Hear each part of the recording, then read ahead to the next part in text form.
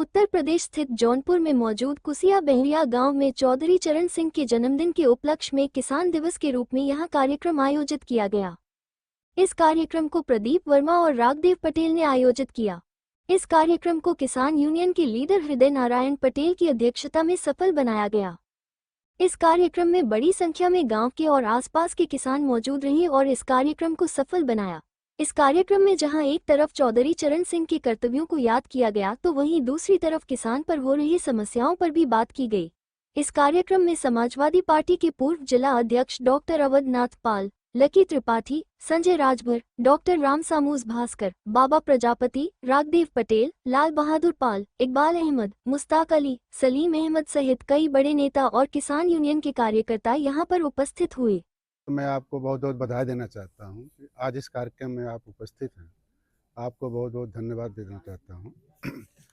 आज मैं डॉक्टर अवधनाथ पाल समाजवादी पार्टी का पूर्व जिला अध्यक्ष हूं।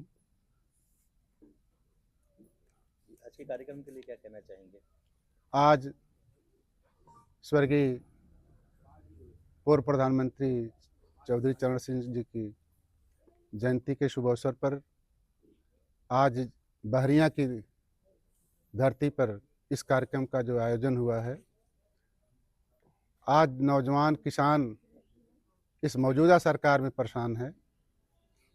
चौधरी चरण सिंह जी को इसलिए याद करने के हम नौजवान साथी यहाँ इकट्ठा हुए हैं कि उन्होंने जब देश की आज़ादी के बाद 1997 में एक वर्ष का जब उनका प्रधानमंत्री काल था, उन्होंने किसानों के हित में तमाम योजना उन्होंने लागू किया और आज ये मौजूदा सरकार उस योजनाओं को ख़त्म करना चाहती है। आज किसान बेहाल है। किसानों की सिंचाई नहरों में पानी नहीं मिल रहा है। किसान परेशान है। बिजली महंगाई चरम सीमा पर है। आज किसान बिजली से परेशान है और वहीं पर खाद बीज के लिए परेशान है। आज सोसाइटियों पर लाइन लगी है, खाद नहीं मिल रहा है। जहां पर पिछली सरकार में 50 किलो बोरी का यूरिया 250 मिलता था, आज वहीं पर 40 किलो की बोरी जो है 350 मिल रही है। डाई जो है 1700 2000 हो गया है। किसान की डीजल इतने महंगे हो गए हैं कि ट्रैक्टर की जुताई जहां पर 40 से 50 रुपया बिस्सा लगता था, आज जो है 70 से 80 रुपया बिस्से लग रहे हैं। छोटे मोटे जो किसान हमारे हैं वो अपनी खेती का आदेश नहीं कर पा रहे हैं। उनकी मूल्य का लागत नहीं मिल पा रहा है। आज धान की जो बिचौलिया हो रही है, किसान अपने सोसाइटी बंद हो गई है, सहकारी समितियां बंद हैं, वहाँ पर अपनी जो है खाद बीज के लिए परेशान है और वहीं पर अपनी धान जो बिचौलिए हैं वो खरीद रहे हैं। अपने मूल्य को पूर्ण रूप से नहीं मिल पा रहा है। इसलिए हम लोग आज चौधरी चरण जी को नमन करते हुए एक मौजूदा सरकार को मैं कहना चाहता हूं कि आप किसानों के हित में जो भी अच्छी योजना है, चौधरी चरण सिंह ने जो योजना लागू किया था उसको आज भी बहाल हो, तभी किसानों का हित हो पाएगा। आपको लगता है चौधरी चरण सिंह जैसे नेता आज कमी है उन जैसे नेताओं की, और इस तरह के नेता को होना चाहिए ताकि किसान का जो है भला हो सके? आज तो किसान समाजवादी पार्टी के हमारे स्वर्गीय राष्ट्रीय अध्यक्ष जी ने जो किसानों के हित में काम किए, हमारे माननीय जो हमारे अध्यक्ष राष्ट्रीय अध्यक्ष हैं माननीय अखिलेश यादव जी ने किसानों के हित में काम करते हैं। ऐसे जो मौजूदा सरकार है वो किसानों को अहित कर रही है। किसानों की कोई ऐसी योजना किसानों के हित के लिए नहीं ला रही है, किसानों को हमेशा कमजोर करने का काम कर रही है।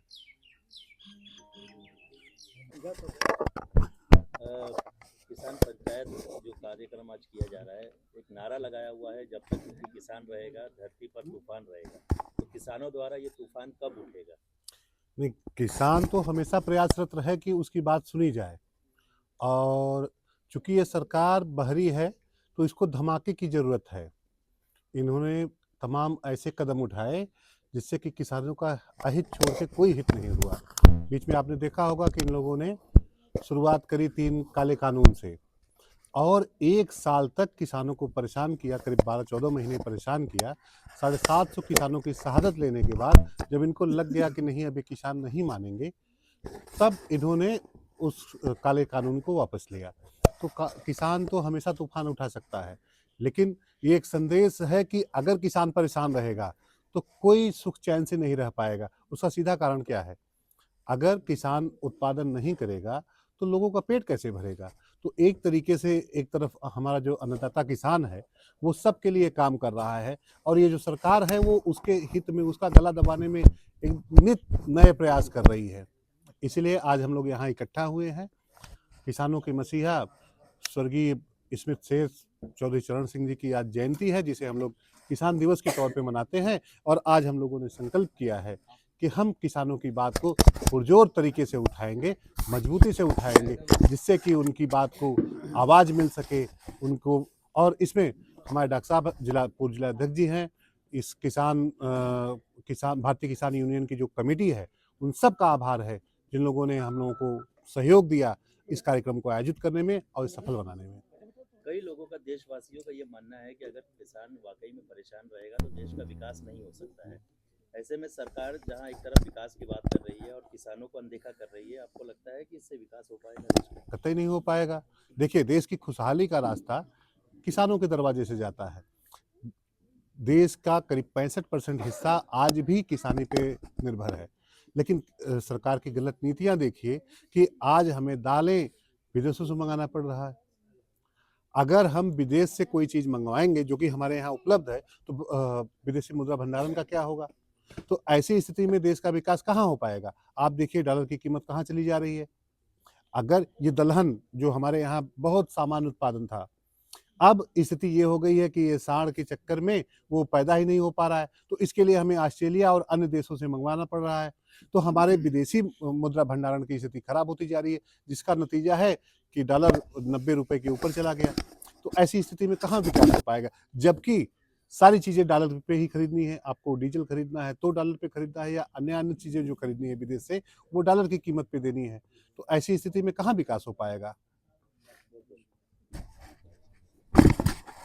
पहले तो मैं आपको कोर्ट से बधाई देता हूं कि आप बम्बई से आकर के, बम्बई में अपने चैनल को चलाने वाले आदमी यहां आकर के गांव देहात के कार्यक्रमों का संकलन करके ले जा कर के वहां से प्रसारित करेंगे, और इसके लिए मैं आपको बधाई देता हूं।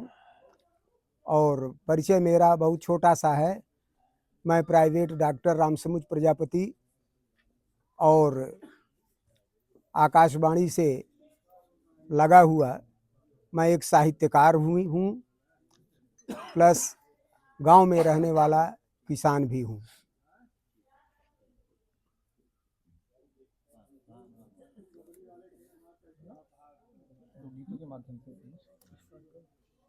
मेरे लायक जो सेवा है, मैं अपने स्तर से, जैसे आप लोग मीडिया के लोग हैं, जिस तरीके से जन जागरण करते हैं, हम लोग भी एक साहित्यकार के रूप में, एक कवि के रूप में अपनी बातें जा कर के आकाशवाणी के माध्यम से लोगों तक पहुंचाने का प्रयास करता हूं। गांव देहात की परिस्थितियों का, फटे हाल किसानों की बातों को जा कर के आकाशवाणी से पढ़ता हूं और लोगों को अवगत कराता हूं। यथाशक्ति हम लोग भी आप लोगों की तरह से लगे हुए हैं। 4 पंक्तियां मैं किसान की दशा के विषय में आपके सामने प्रस्तुत करता हूं कि कृषक मजबूर बानी बड़ा मजबूर बानी, कृषक मजबूर बानी बड़ा मजबूर बानी, अपने मड़ैया में बड़ सुख पाइला, और भर पेट अन्न चाहे मिले न आराम, कुछ रूखी सूखी खाए अपन दिनवा बिताइला।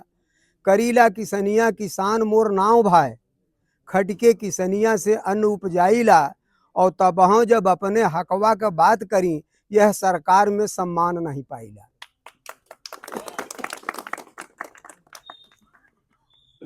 देखिए, हम आज आपके चैनल के माध्यम से भी कह रहे हैं कि जिस तरह से हम अपने अपने इष्ट देव को याद करते हैं सुबह सुबह, उसी तरह से ये दलितों, पिछड़ों, मजलूमों, गरीबों की हमारे इष्ट देव हैं। चौधरी चरण सिंह साहब, श्रद्धेय नेताजी मुलायम सिंह यादव जी साहब, कांसीराम साहब, इनकी तस्वीरें जो है हमारे हर घर में होनी चाहिए। और इनके कृत्यों को, इनके संघर्षों को हमें स्वतः याद करते हुए आने वाली पीढ़ियों को बताना चाहिए कि किस तरह से लोकतांत्रिक व्यवस्था में भी हम आजाद भारत में आजादी का जश्न नहीं मना पा रहे हैं। और जहां तक किसानों की समस्याओं का बात है, मैं कहना चाहूंगा कि कहा जाता है कि भारत कृषि प्रधान देश है, लेकिन आज भारत जो है ये उद्योगपतियों, पूंजीपतियों की जो सरकार मोदी जी चला रहे हैं, आज भारत कृषि प्रधान से कर्ज प्रधान देश बन चुका है। सारे आंकड़े उठाकर देख लीजिए, इतना विदेशी कर्ज हमारे आपके ऊपर है। और ये समस्याओं के लिए मैं ये कहना चाहूंगा कि ये जो पूंजीपति, उद्योगपति हैं, किसानों की मूलभूत समस्याएं का निराकरण न हो या किसान उसके लिए संघर्ष न कर पाए, इसलिए समय समय पर साम दाम दंड भेद का प्रयोग करते हुए किसान आंदोलन को कुचलने के लिए, किसान आंदोलन को मटियामेट करने के लिए समय समय पर तमाम तरह के हथकंडे अपनाते हैं। जैसे कभी जात की राजनीति, कभी मजहब की राजनीति। ये इस तरह की राजनीति के पीछे सिर्फ यही है कि जैसे अभी किसान आंदोलन चलता रहेगा तो कहेंगे इसमें खालिस्तानी आ गए, इसमें उग्रवादी आ गए। अभी किसान आंदोलन चल रहा है तो उसमें से किसी जात विशेष लीडर को, उसको जो है बिचौलिया के माध्यम से उसको डील कर लेंगे। अर्थात ये भारतीय जनता पार्टी की सरकार जितने दिन शासन कर रही है, उतने दिन किसानों सहित इस देश के नौजवानों को, युवाओं को, सबके भविष्य को रसातल में लेके जा रही है। और बधाई देना चाहता हूं समाजवादी पार्टी के राष्ट्रीय अध्यक्ष आदरणीय अखिलेश यादव जी को कि इतनी विषम परिस्थितियों में कि जो आज कहने को तो भारतीय लोकतंत्र जिंदा है, लेकिन मोदी सरकार के नेतृत्व में अघोषित मनुवाद, अघोषित सामंतवाद, अघोषित डिक्टेटरशिप लागू है। उसका जीता जाता एग्जाम्पल है कि पहले किसान बात बात पर अगर धरना प्रदर्शन करना होता था सरकार की नीतियों के खिलाफ तो धरना प्रदर्शन कर लेता था, अपनी आवाज मुखर कर लेता था। लेकिन आज आप बता लीजिए, आप पत्रकारिता करते हैं, कहीं कोई मूवमेंट, आंदोलन, धरना प्रदर्शन इस सरकार में नहीं हो रहा है, इसलिए कि उन पर जबरिया मुकदमा कर दिया जा रहा है। हर व्यक्ति डरा और सहमा हुआ है।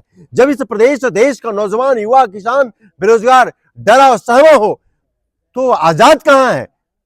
अप्रत्यक्ष रूप से उसके ऊपर एक मानसिक दबाव, एक गुलामी की बोझ उस पर लादी जा रही है कि हुकूमत के खिलाफ बोलोगे तो तुम्हें रौंद दिया जाएगा, तुम्हें कुचल दिया जाएगा। ऐसी विषम परिस्थितियों में आज उत्तर प्रदेश में समाजवादी पार्टी आदरणीय अखिलेश यादव जी के नेतृत्व में, हमारे राष्ट्रीय अध्यक्ष जी के नेतृत्व में लगातार पीडीए चौपाल के माध्यम से, महापुरुषों की जयंती के माध्यम से हम अपने लोगों को जागरूक करने का काम कर रहे हैं। और विशुद्ध रूप से समाजवादी पार्टी नौजवानों की, युवाओं की, किसानों की लड़ाई लड़ती है और लड़ रही है। सबसे पहले मैं आपका बहुत बहुत शुक्रिया इस्तकबाल करता हूं कि आप मुंबई से चल के यहाँ आए हमारे बीच। मेरा नाम इकबाल अहमद है, विधानसभा सचिव समाजवादी पार्टी जफराबाद जौनपुर। आज का ये कार्यक्रम जो किसान मोर्चा को लेकर रहा हमारे बीच, हमारे स्वर्गीय नेता श्री चौधरी चरण सिंह की आज जयंती है, उसके उपलक्ष्य में रखा गया। जैसे कहते हैं कि आज हमारा पूरा देश किसान परेशान है। हमारा जो देश है किसान प्रधान देश है, लेकिन आज पूरी तरह से किसान हर तरह से परेशान है। चाहे वो यूरिया लेने को, चाहे डाई लेने को, चाहे पेट्रोल डीजल ले लो, नहर की सिंचाई के पानी को ले लो, हर जगह जो सामंतवाद है वो हम पे भारी पड़ रहा है।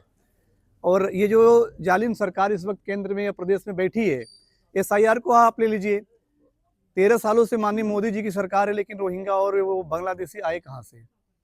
सिर्फ रोहिंग्या बांग्लादेशी बातें करके कि हमारे जो छोटे समाज के लोग हैं, चाहे वो OBC कोई SC ST की, इनकी ऑटो काटा जा रहा है। वो बिहार में भी हुआ, यहाँ भी वही हो रहा है। बाकी सब तो ठीक ठाक ही चल ही रहा है, आप देख रहे हैं। हर तरह से कभी भी कोई ना शिक्षा पे, ना रोजगार पे, ना भूखमरी पे, ना पढ़ाई पे, लिखाई पे, दवाई पे नहीं बात करती। हमेशा बात आता है तो हिंदू, मुसलमान और भारत पाकिस्तान।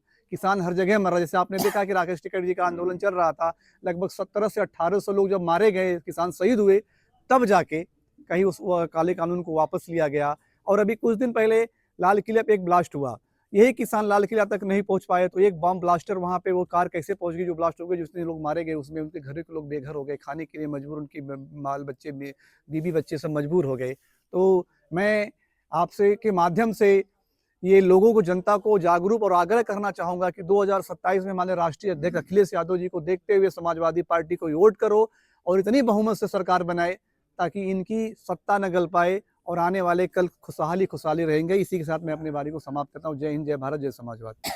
मित्रवर आप जो आए मीडिया बंधु हमारे, मैं आपका बहुत शुक्रिया अदा करता हूं। सर्वप्रथम आज जो हमारे श्रद्धेय नेताजी हैं, आज उनकी जयंती मनाई जा रही है और मैं नेताजी के श्रद्धांजलि समारोह के उपलक्ष्य के बाद मैं सबसे बड़ा धन्यवाद देना चाहूँगा जो हमारी इस गांव की जो जनता है, जो अपनी इस कड़कड़ाती धूप में समय निकाल कर यहाँ पे आए। सर्वप्रथम मैं उनको बहुत बहुत धन्यवाद देना चाहूँगा।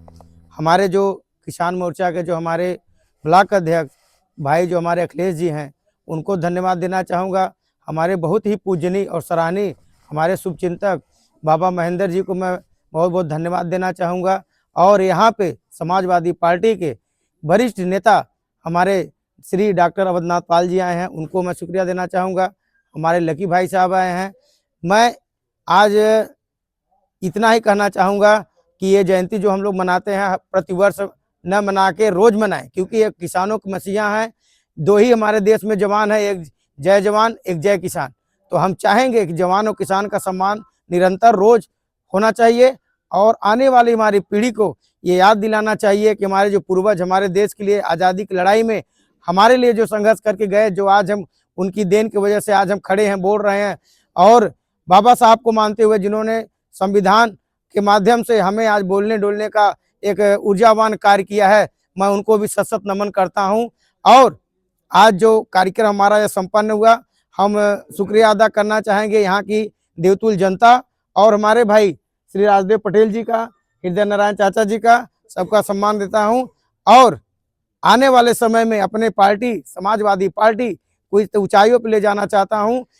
एक संघर्षपूर्ण कार्य करना है, क्योंकि जो वर्तमान सरकार बीजेपी की चल रही है, ये निरंतर हमें टुकड़ों में बांटती चली जा रही है, जातिवाद में बांटती चली जा रही है, अशिक्षित बनाती चली जा रही है। तो हमें ये ध्यान देना है कि आने वाली हमारी जो पीढ़ी है उनको शिक्षित बनाए, संगठित बनाए और हम लोग 85% का जो नारा है, हम लोग संगठित हो जाए। आज छोटी छोटी विवादों में हम लोग बढ़ते चले जा रहे हैं, जिसका फायदा ये वर्तमान सरकार बीजेपी उठा रही है। हमें ऐसा न करते हुए संगठित हो जाएं और 2027 में सरकार बनाएं और सरकार बनाने के बाद हम अपनी लड़ाई सदन से सड़क से सदन तक लड़ेंगे और आने वाले में वर्तमान 2029 में हम प्रधानमंत्री बनाने का दावेदार सोचते हैं कि हमारे जो अखिलेश यादव जी हैं उनको प्रधानमंत्री भी बनाएं। जय हिंद, जय भारत, जय समाजवाद। नमस्कार।